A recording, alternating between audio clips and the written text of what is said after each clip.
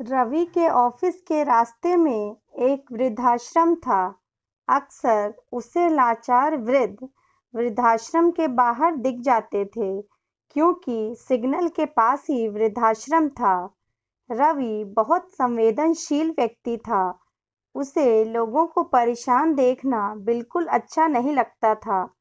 रवि अक्सर लोगों की मदद किया करता था।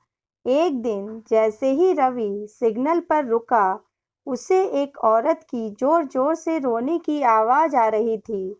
उसने पलट कर देखा तो वह गरीब कहीं से नहीं लग रही थी।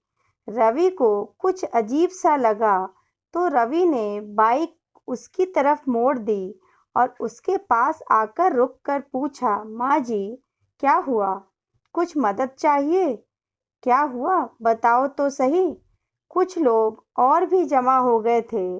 बूढ़ी औरत ने कुछ नहीं कहा और रोते-रोते चुप हो गई।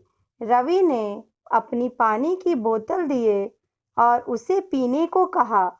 उसने भरी हुई आंखों से रवि को देखा और पानी पीने लगी।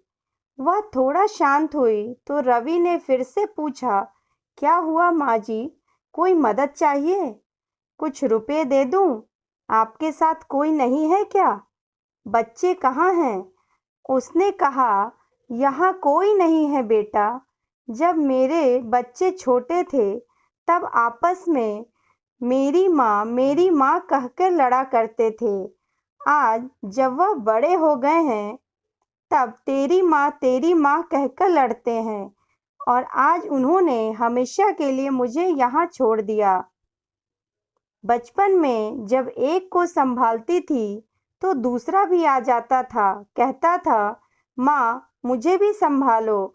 और आज जब मेरी तबीयत खराब हो गई है, तो आपस में लड़ते हैं कि संभाल, तेरी भी तो माँ है। अब मैं यहाँ हूँ अकेली, सब हैं पर कोई नहीं है। मैंने जिन्हें संभाल कर बड़ा किया, आज उनके पास मुझे संभालने के लिए ना समय है, ना ही प्यार बचा हुआ है। रवि स्तब्ध था। आसपास की भीड़ चुप थी और फिर सभी अपने-अपने काम के लिए वापस जाने लगे। रवि का मन भर आया था। रवि ने धीरे से कहा, माँ जी, बात सिर्फ प्यार और मोह की होती है। वह है तो सब है, वरना कुछ भी नहीं। उस बूढ़ी औरत ने फिर कहा, मेरा कसूर क्या है? सिर्फ यही कि मैं अब बूढ़ी हो चुकी हूँ और मैं बीमार हूँ।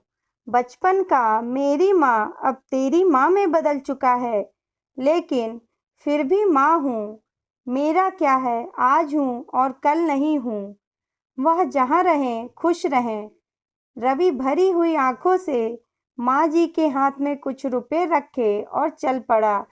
माँ पीछे रोती बिलखती अकेले रह गई। कहानी पसंद आई हो तो please like, share and subscribe. Thank you.